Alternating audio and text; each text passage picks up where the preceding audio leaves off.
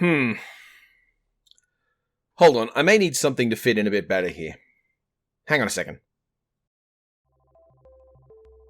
Sonic the Hedgehog, I loftily state. The Blue Blitzball. The Quilled Quickold. Knuckles' boyfriend. The gaming icon of the 90s that headlined hit game after other game after other game. Games are a media landscape where we can cast our allegiances to all sorts of things that don't exist, like casualness or gender, but falsest of all binaries was the 90s fracas we laughingly called the console war. For those of you who don't remember it, because it was 10 years before you were born, the basic thing is that two companies wanted us to buy products, and they told us that this counted as a fight. This was not the stupidest reason gamers have decided to fight over things, after all, 2014 wasn't that long ago, but it was stupid, and its stupidity has, like all stupid things that we don't hide away in shame quickly enough, become a part of a number of people's personalities. It's like how you know someone out there is the Jinko guy, who will angrily insist that they're a lot cooler than people give them credit. Point is, people care a lot about Sonic the Hedgehog. Now, one of the things I pride myself for on this channel and in life is being able to provide an interesting, insightful, and well-informed perspective to conversations about games. And yes, I did say in life, and no, I am not a lot of fun at parties. In academia, when we want to know something, first we argue a lot about funding and notability, but then we go and in our own time often do what we can to research. Research is done then with a methodology, an explicitly stated system for considering information with explanatory power. Okay then, so how would I determine if Sonic the Hedgehog is good? In 1957, French scholar and renowned author-murderer Roland Barthes released a book called Mythologies. In this book, he argued that the existing discipline of analyzing complex things need not be limited to looking at what we already conventionally considered text in the form of books and plays and other media represented by words being pinned to a piece of paper. Instead, Barthes argued that textual analysis, where we examine the way that meaning is made through repeated use of symbols, usually but not always words, could be applied to other fields, like soap power ads and professional wrestling. I'm not joking.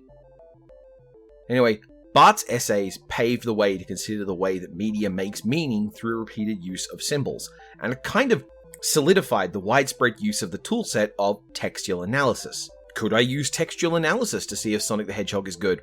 After all, this is the thing that lots of people think they want. Just analyze what's in the text. That's a great and easy way to get an objective analysis of the work you're talking about. Except textual analysis isn't that simple.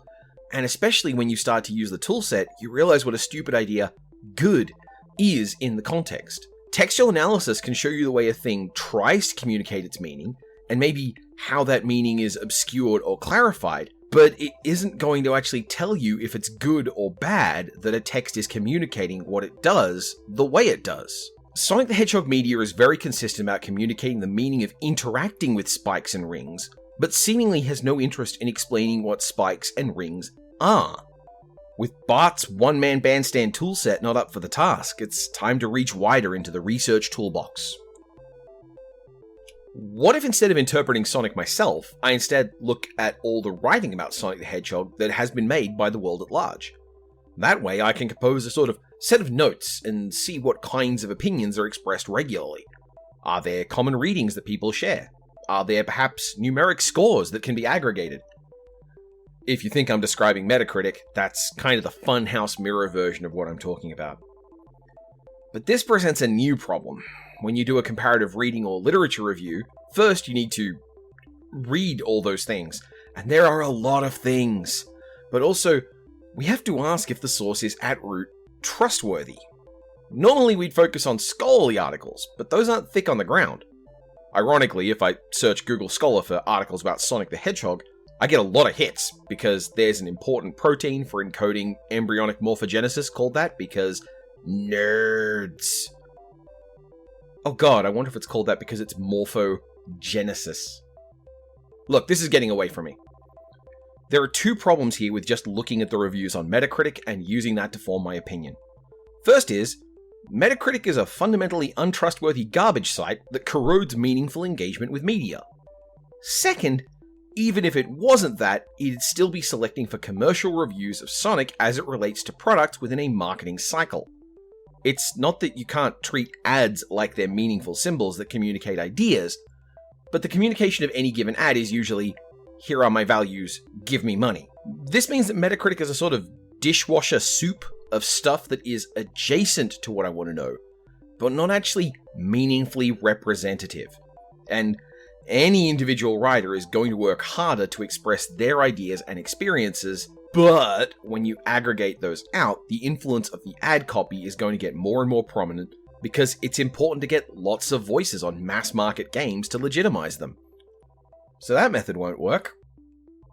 Okay, let's look at some other methods of analysis we might use. Paratextual analysis involves looking at the media that exists between the media, Sonic the Hedgehog, the franchise itself, and the things that definitely aren't the media. That is, this is the way we look at things like advertising, community play, people's OCs, Sonic roleplay, the fan art. Okay, moving on. What about using racial studies? It makes sense, since Knuckles is black, but that won't tell me if Sonic the Hedgehog is good. I could use feminist analysis, but it turns out that when you do that with video games, you usually get to open a great big door and find a lot of yikes behind it. There's autoethnography, my favorite form of research since it lets me involve the paratextual, play, and the experiential, me, and it also doesn't try and present the cultural entity with an objective rule. That makes it easy. All I have to do is play the games in question, write about my experiences, then critically engage with all of that writing.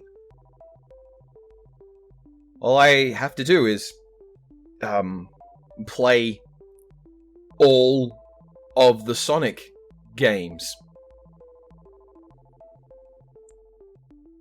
Alright, so there's way too much stuff for autoethnography to be the applicable tool here. There is another set of tools that are available to me, and to you, that can answer this question in a simple way. We are asking a simple question, and we really want to reduce it to a simple answer. So I made a spreadsheet.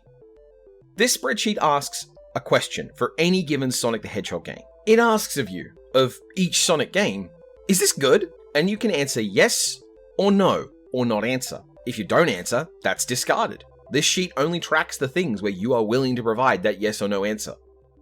This is important because this is removing all of the need I have to explain what good or bad means. It means that you, the person filling in the fields, gets to say, and the only answer you can give me is simply yes or no.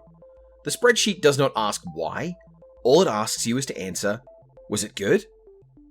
That means it's nice and easy to make. All I had to do was provide a field for the list of Sonic games, a field for them to get their yes or no, and a chart that reacts to that information.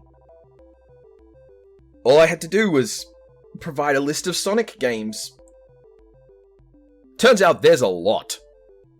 This created a problem. I didn't just want to put this out there with the idea that you have to look at and talk about every Sonic game. There are a lot of them, 127 of them at the time of this writing, based on my best information, aware that there are some I'm missing and some edge cases that might not fit. That meant to make this list approachable, I had to work on simplifying the list. But if I simplify the list wrong, someone will want to correct me on that because to them, these games I cut were important. Anytime a researcher limits the focus of their research, they're making a choice about what to include in the conversation. Campster once said that Sonic's biggest problem is that every Sonic is someone's first and favorite Sonic. That, to some people, Sonic Spinball is really the game they wish they could get more of. And that meant having to try and put together a simplified list of the core Sonic games. I created an initial criteria, which was very unscientific, of the main Sonic games. It turns out that was a lot more complicated than I thought, as Pedant the Fox informed me when I ran the list past her. How pedantic is Pedant the Fox? Well, she corrected the first draft of this paragraph. Okay, so let's go for a very simple set of parameters to make a small list. We're going to consider every Sonic game that features Sonic the Hedgehog, is presented on the current generation in-home console, is some variety of action-adventure game. That's great. That gets me a list that looks like this. The list presented a surprise to me. I kind of thought Sonic is a 2D platformer game, right? But it turns out by volume, Sonic kinda isn't. And there's some stuff that's kinda missing in a weird way. Like, this list doesn't have any of the Game Boy Advance games, which are a lot more like the original Sonic games than, say, Shadow the Hedgehog. That's weird, isn't it? How do we have a rule that expands on this list without it becoming overwhelming? To this, I looked at the blessed and beloved winner of all fandom arguments, continuity. What about games that introduce things that show up in other things? That means a way to build a continuity. If a character shows up in multiple games, that means those games count as part of the continuity. That way, we'll get things like Cream's first appearance and Rouge's first appearance, the points where the games add these very marketable characters that we all love that are definitely part of the brand, right? Well, that gets complicated too. See, Triple Trouble introduces Fang the Knack the Weasel, who doesn't show up again until Sonic the Fighters? Which is to say, yes, Knack shows up in Triple Trouble, meaning that it belongs in this corpus of games, but Sonic the Fighters probably doesn't. And that's a game I didn't even realize existed before I started on this paragraph. It's also going to produce a lot of problems too, when you remember how Sonic fans love not giving up on things, meaning that when a game like Sonic Mania references a joke character, oh boy, they're in 2 games now. What we get if we start including first appearances, though, is a bit more of an expansive list. That's a lot of games. That's probably a bit too much to handle. But this doesn't include Sonic the Fighters from our Knack example. It also doesn't count things like Dr. Robotnik's Mean Bean Machine, or any of the crossover games, or any of Sonic's karting games. And, isn't racing kind of a natural permutation of Sonic's ideas? And what about those times when there were multiple concurrent platforms of a game release? Sonic 4 was on multiple platforms, including a phone. If you were super into Sonic at the right time, you might have had a Master System, then when you got a Mega Drive, you got another Sonic, and you might have really liked both of those games, so why are we letting your love for the 8-bit versions not count? Alright, okay, so for a more expansive canon, this time including everything I could find that had an English release on a console, not counting re-releases that didn't add content. Here's what that list looks like. And surely that's it, right? Surely there's nothing missing from that this system excludes. Except this is missing one of the Sonic games that I personally was the most invested in for the most raw time, which is the Sega Dreamcast VMU game Chow Adventure. This was a little Digimon-style game where your pixely little Chow wandered around and found you items and leveled up, and I watched a Chow named Zelgadus hit level 99, which... Okay, look, fine. Here's just a full list. There. Now you just need to go through the list and tick every one of those that you think is good or not, and then you'll be given an easily read pie chart that will tell you just how much of Sonic the Hedgehog is actually good. For me, my chart looks like this. Fuck! Thank you all to my Patreon patrons for paying me to do ridiculous things like this, which is basically reprocessing some of the homework I've assigned to students about determining research methods. And a huge amount of thanks to Pedant the Fox, aka Foxley, aka Munchlax Regrets, for just the exquisite work on this papercraft ping tuber thingy that I'm never gonna use again. So I almost feel like it's rude, but isn't it cute? Anyway, I've been informed he's blue because of the cobalt effect.